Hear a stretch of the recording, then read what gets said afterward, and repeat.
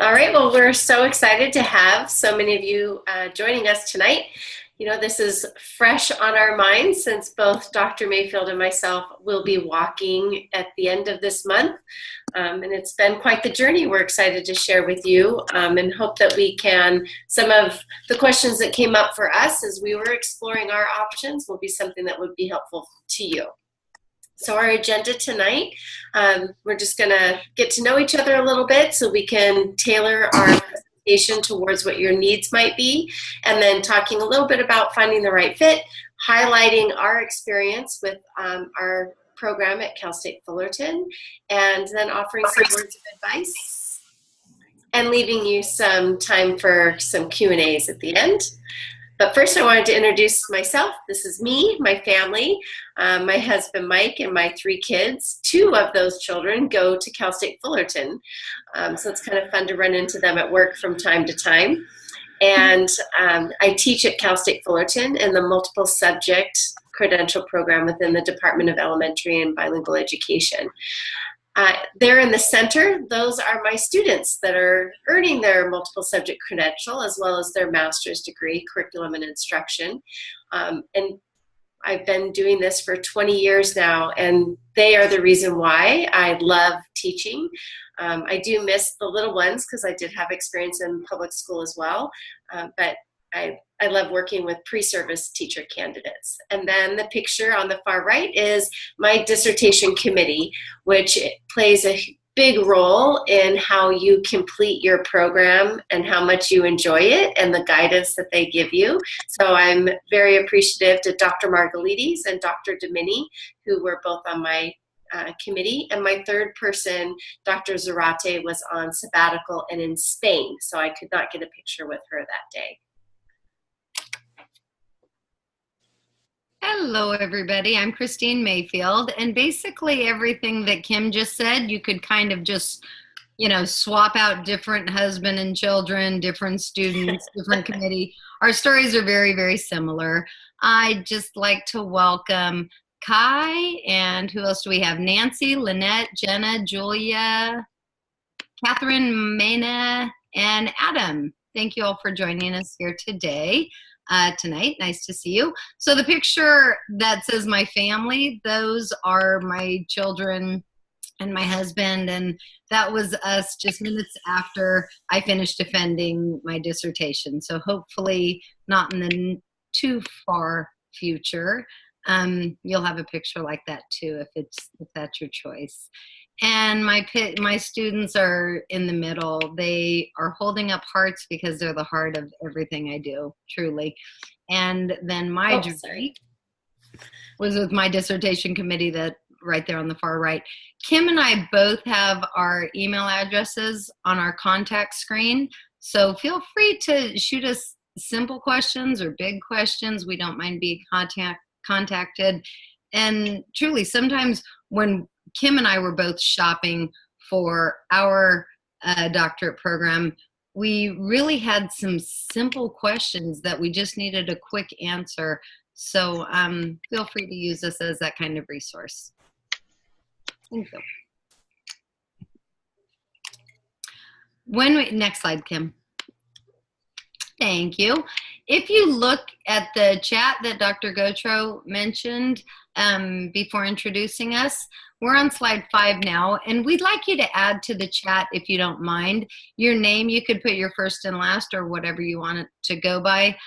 What your current role in education is. Some of you may not have a formal position in education. That's fine. If you're just at an interest level right now, let us know what you're interested in. If you're interested in elementary ed, if you're interested in going into a district level leadership position, whatever your current role is in education, if you could add that. And then also what you hope to gain from this webinar, because that will direct how much time we leave for the question and answer at the end. So if you could just take about 2 minutes right now to go into the chat room and add that information, that would be great. Hi, Nancy. Thank you.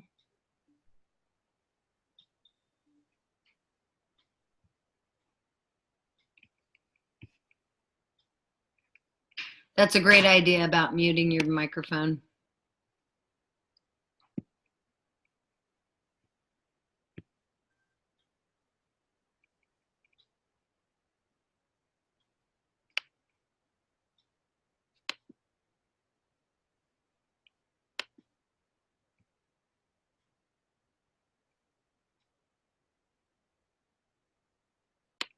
Kristine, are you seeing anything populate? No, I see more information from Nancy, so I'm wondering if other people are having a hard time in the chat room or accessing it. If you want to unmute your microphone and ask questions about how to get into the chat room, that's just fine. Actually, I think they're all there. It just takes a little bit of time for them to type. Oh, good. Okay. I see. So be patient. And Catherine. Lots of ed tech, instructional design. Okay. As you're populating and giving us a little bit of your background, you know, Kristine and I had a conversation about going back to school for about the last 15, 20 years. So, you know, it was one of those things that was always something that I hoped to do, and finding what was the right time is important as part of your decision. So if you're just casually interested, like I see a few of you, and just exploring, know that that's very typical. And sometimes that exploration might take 6 months, and sometimes it could take 20 years. Truly, truly. And there's an important component to being ready for it, because Kim and I were at the older end of the spectrum in our cohort of 16 students, and we both found that at this time in our life it meant a lot more. You know, so it's just a personal decision. Kai, I see that you mentioned a Ph.D. in education. Most educational programs, you earn an EDD. So it could be a semantics thing. We have a slide later on that will address that. A PhD versus an EDD. So that's forthcoming. Hey, Jenna. She's in block 23. Go block 23. Bye. So finishing up her master's and already thinking about a doctorate. Yay! Eventually. That's fine. That's fine. And that's what Kim and I did. We had a lot of eventualities. So that's a great way to start. And we have a 5th grade teacher, Menya. Great.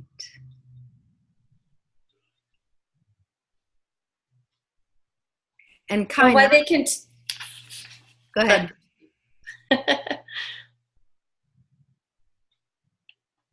I was going to say, Kai, not to dissuade you, there are lots of people in education who earn a PhD. So it can go either way. And we'll talk about some of the differences in just a minute. So we'll go about 30 more seconds on finishing up your information, a little bit about you. And then I'll move on to slide 6.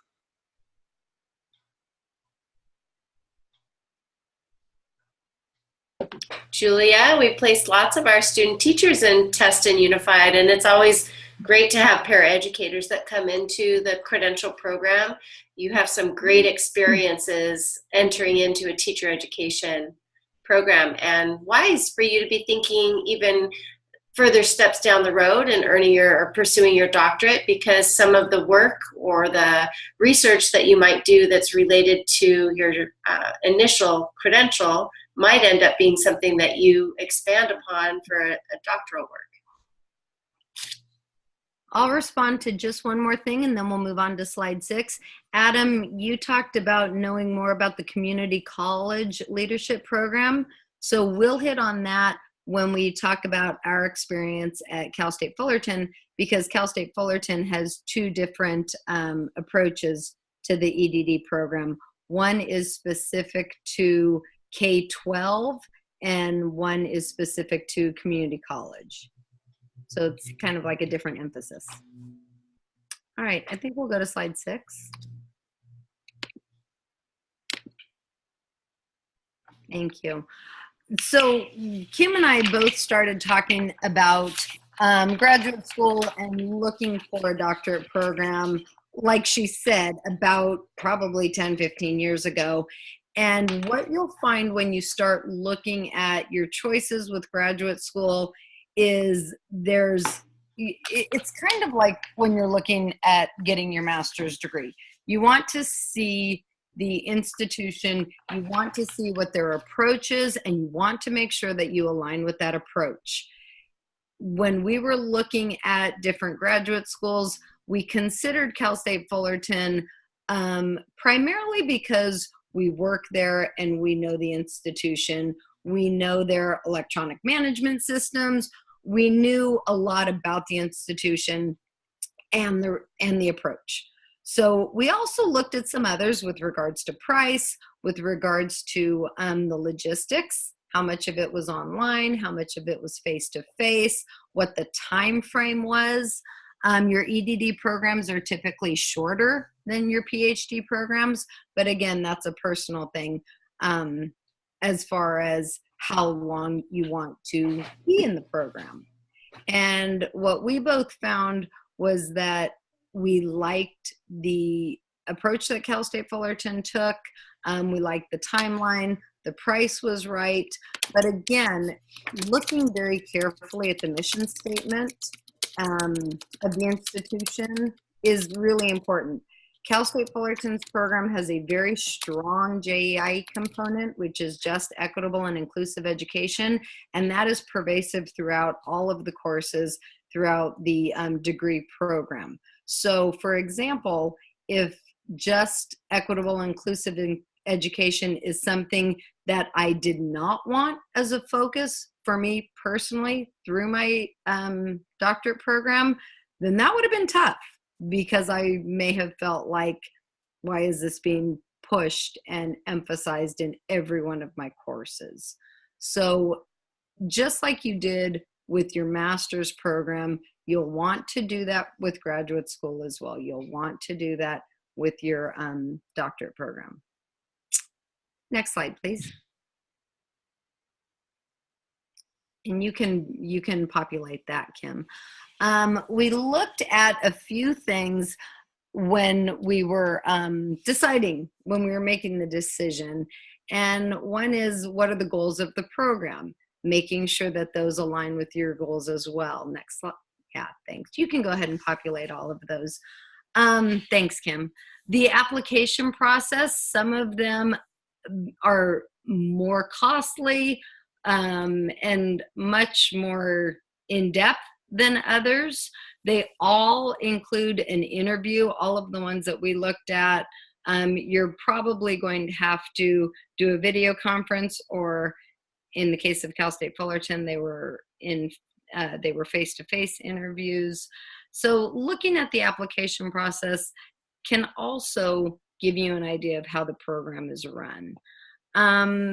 Things that you can easily find online that were important to us was things like, what percentage of the candidates complete the program. We wanted to know, we at this stage in our life we're not looking at a highly competitive program. We wanted to see a program that had a very high percentage of completers. And so this program offered that. Also looking at the cost and the overall commitment timeframe and the typical schedule. Some programs have hybrid courses where you meet face-to-face 8 times per semester. Some of them, it's more often than that. Some of them offer a lot of online stuff. You can even find complete 100% online programs. That wouldn't work for me. That's not what kind of student I am, but it may work for you. Next slide, please. When I thought about going back to school, it was a big decision. I hadn't been back to school as a formal student in a formal program for over 20 years.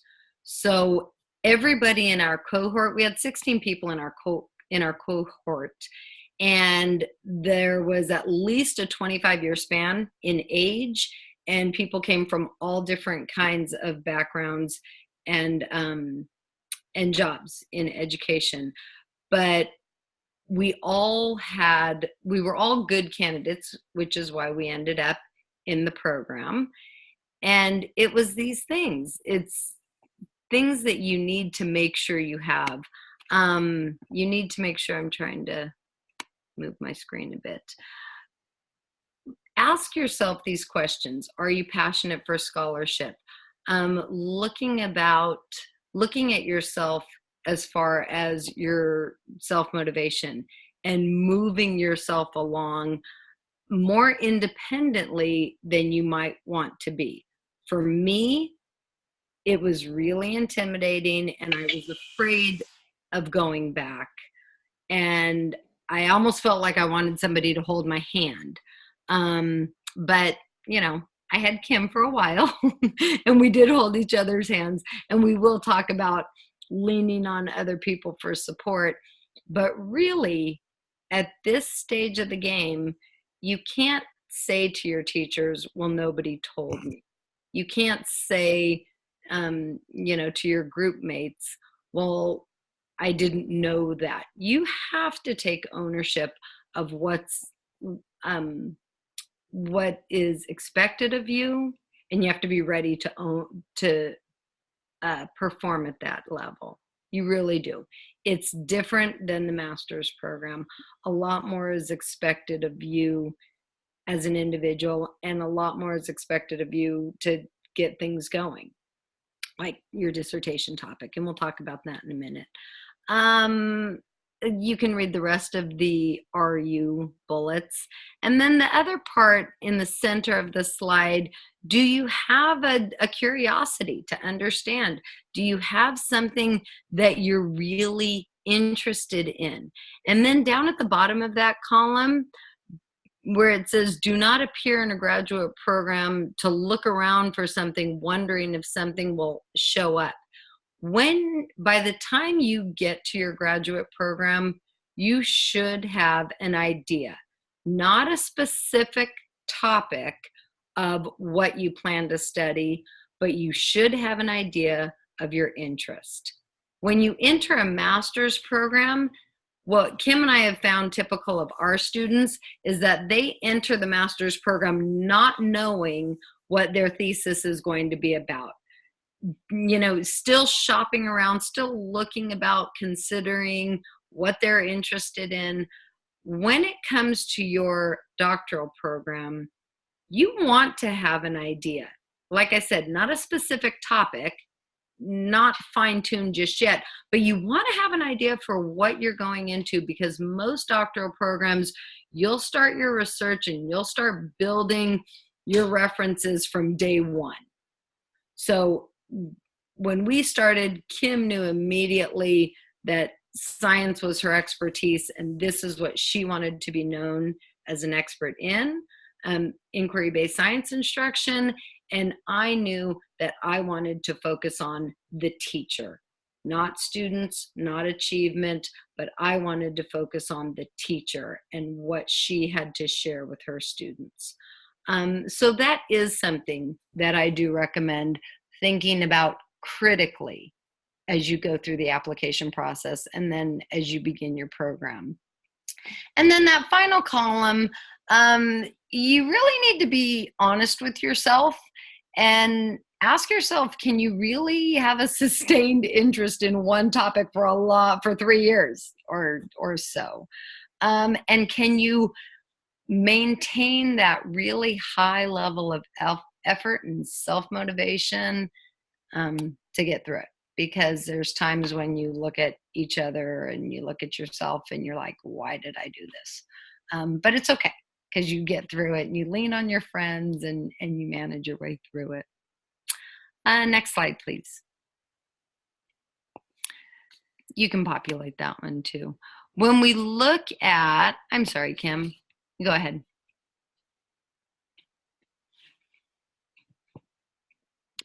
You're up, Kim. Now you can hear me. I know I was muted for some reason. Can you hear me now? Wait. Yes, we can hear you. And now I'm going to unmute. I'm going to. Okay. So I'm going to share a little bit about the difference between a PhD program versus an EDD program. Obviously, we're just completing an EDD program, so I can speak a little bit more to that. The doctorate in education really is geared towards practitioners. So these are somehow they are already engaged in the field of education, whether they're teachers, administrators, and they are looking to manage or lead change.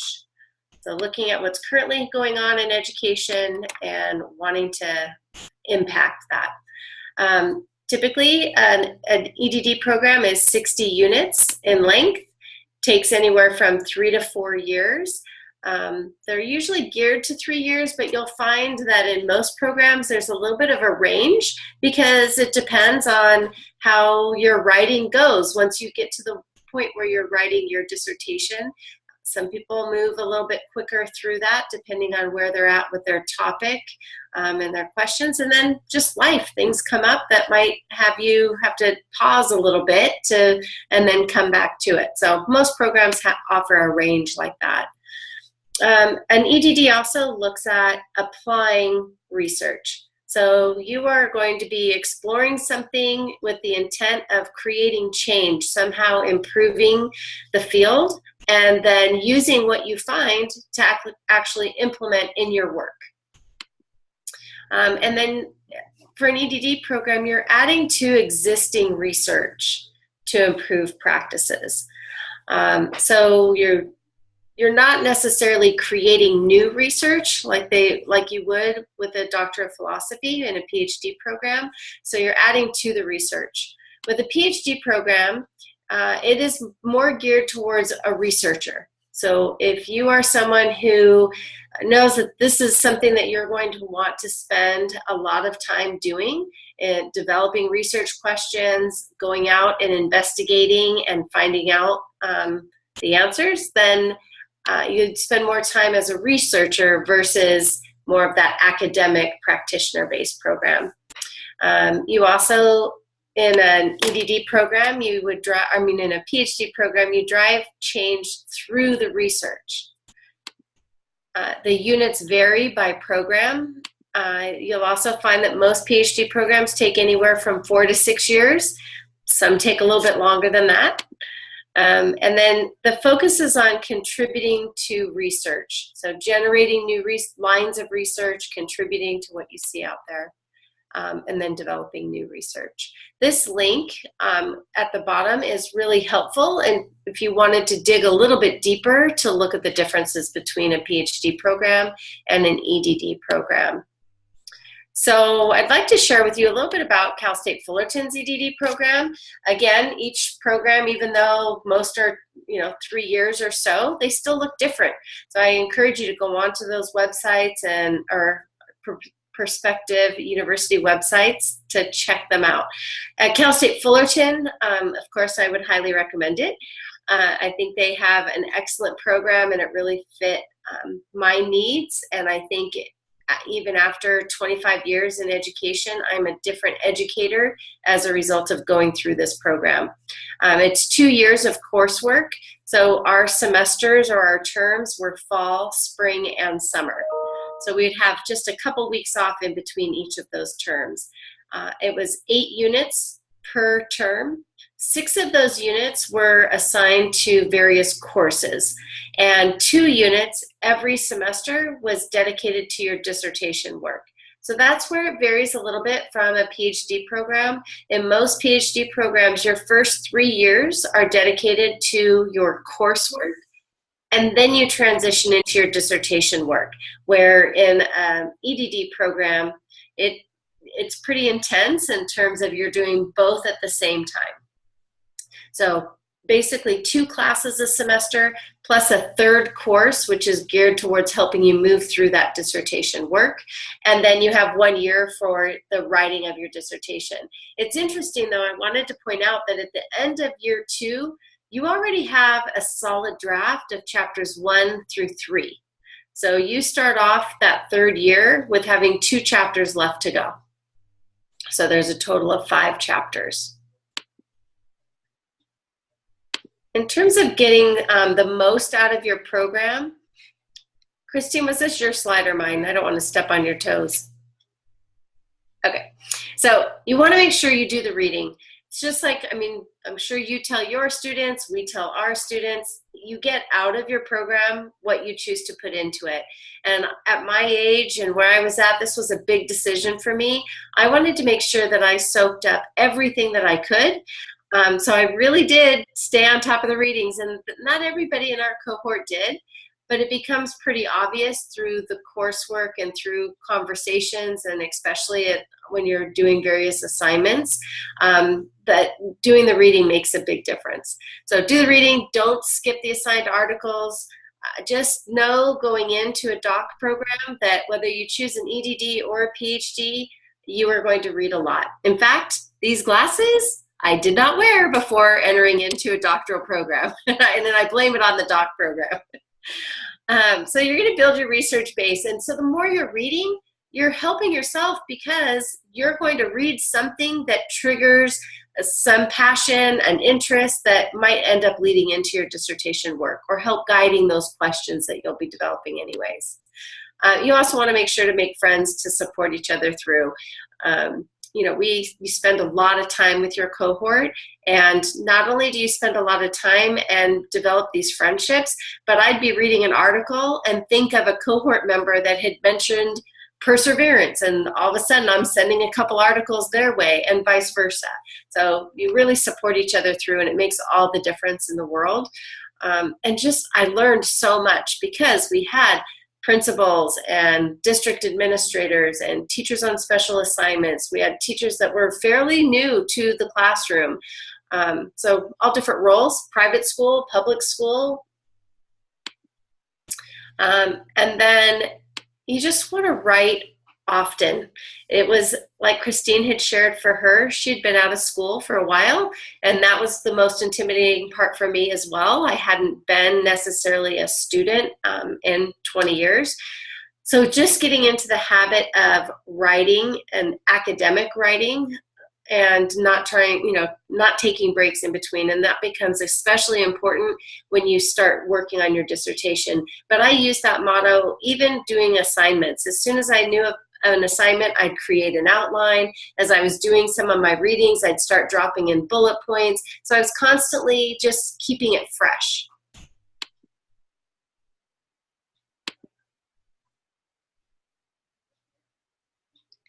Kristine, were you jumping in for this?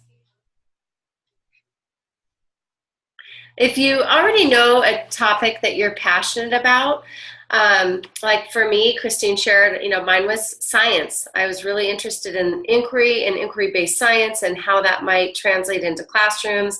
And why is it that we don't see science being taught more frequently? And then looking at a program that might encourage teacher candidates to build their self-efficacy. So I came in knowing that I wanted to do something around that, but you have to be flexible with your questions. You come in with the mindset, and then as you're doing your readings and your assignments and you're spending a lot of time sort of living this, your questions will change.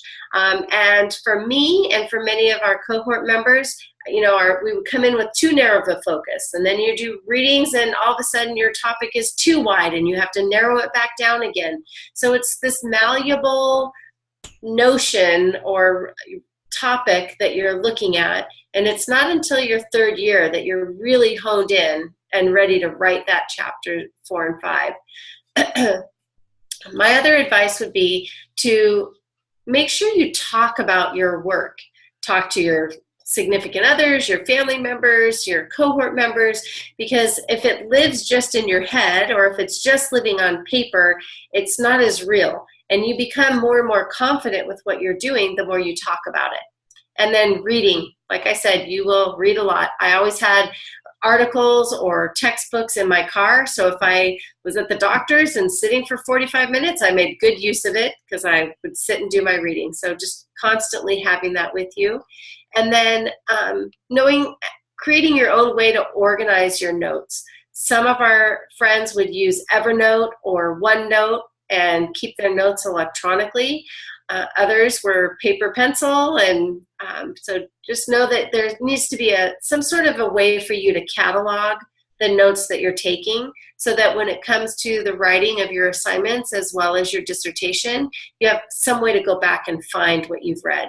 For me, I had note cards. So each article that I read, I would just number and circle it, and then I'd have an index card, and I would write sort of the bullet points as well as the author and where I found that article. And I just had my stack of note cards. So when I was looking for something, a lit review or whatever, I could just flip through those note cards. I could go back to the article if needed because it was numbered. I'll just add a little bit to that, Kim. As I was reading through the chat, I noticed that many of you, I would say about 70% of you, 75% of you are at the exploration stage of this process and thinking about,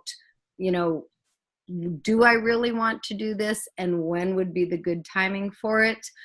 What Kim just talked about with your research and knowing your topic and doing your reading, and what she talked about a little bit earlier about doing the reading and making the commitment to this. If you're in the exploration stage right now about thinking about a doctorate program, that's a big part of it. The right timing, since many of you alluded to, just thinking about it casually right now or still in the exploration phase, the right timing is critical.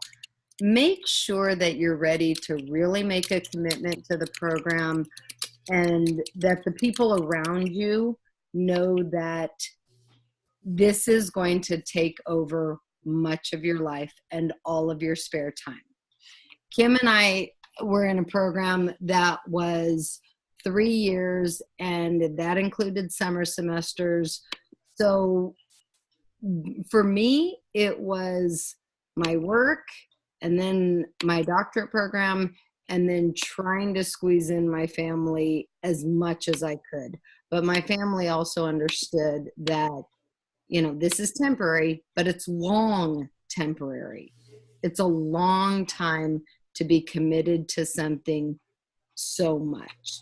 So when we talk about making sure you put in what you need to, making sure you put in the time, making sure you do the reading, making sure that it's something that you're passionate about and that you can truly make a full commitment to, that's really important. And I think that everybody in our cohort would agree with that it really needs to be something that not only you're ready for, but the people around you are also ready for, because it is intense, and you're always doing homework, you're always reading, you're always writing, and it's important for everybody to understand that. So, and what I appreciated in our program, they held a barbecue, and our families were invited, including our children, and they encouraged us to bring our entire families, and they talked to us about it's a family commitment. So on the drive home, I was like, okay, so you're going to help with laundry, you're going to help with the grocery shopping. And that's the laundry and the grocery shopping just don't get done for 3 years, and that's okay too. There's a little bit of truth to that.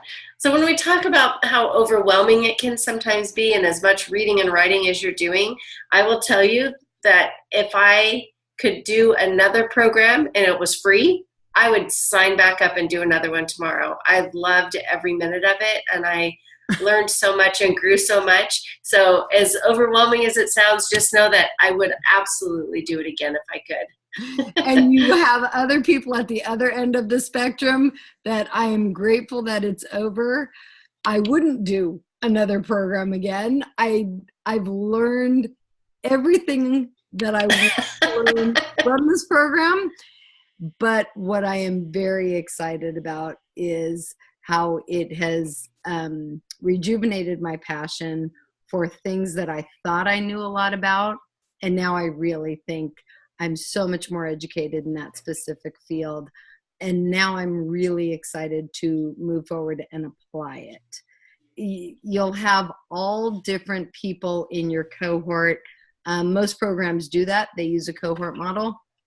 And it's so important to lean on those folks and make sure that you're all holding each other up so that you can persevere and get through it. This slide is mine. This next slide asks, so you're a doctorate, so you've got this doctorate degree, so you're a doctor, now what?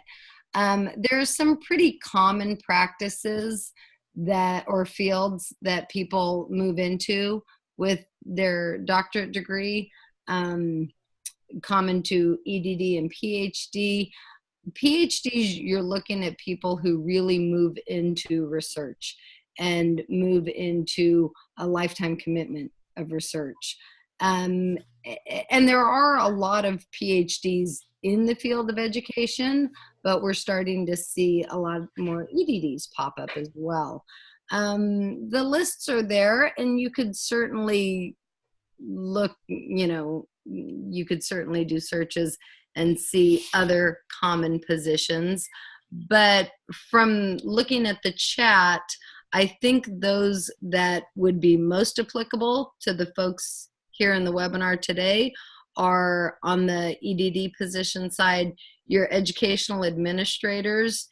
If you're looking to go into an administrative position in education, high school principals, elementary school principals, the community college route, you're seeing most of those people are starting to earn EDDs or a doctorate degree. So if you're looking at being a district administrator or a site administrator, getting your doctorate degree is certainly a smart thing to do. On the PhD side, you've got your psychiatrists, your psychologists, your sociologists. The list is pretty conclusive. There's the resources there on the slide so that you can look a little bit more thoroughly if you care to. I was wondering from a participant, Kai, maybe you could answer this. Are you able to click into are the links live in the presentation? I'm seeing Jenna say no.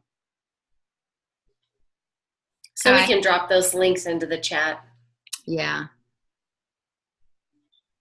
And then if you're thinking higher education, like maybe you were interested in being involved in teacher education or a master's or even teaching in a doctoral program, it's pretty mixed at Cal State Fullerton and at many universities between professors that have their EDDs versus their PhDs.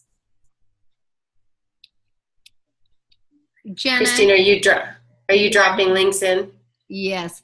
The one, somebody asked about having access to the PhD versus EDD link, and I put that in the chat.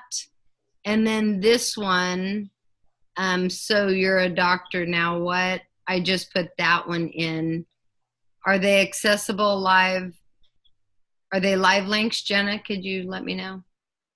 I'm afraid to click it because I don't want to leave. Oh, I see. Then that's fine. But it looks like I can click on it, it gives me the little hand. So right. Yeah, they're live. They're live. It's fine. Okay. Thanks, Cynthia. Thanks.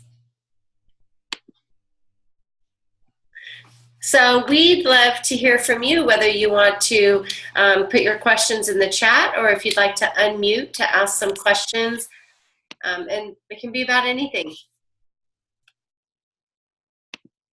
Before you do that, would you mind if I just kind of conclude the video? Because thank you so much. We really appreciated your presentation today, Dr. Mayfield and Dr. Case. And now we're going to open it up for Q&A.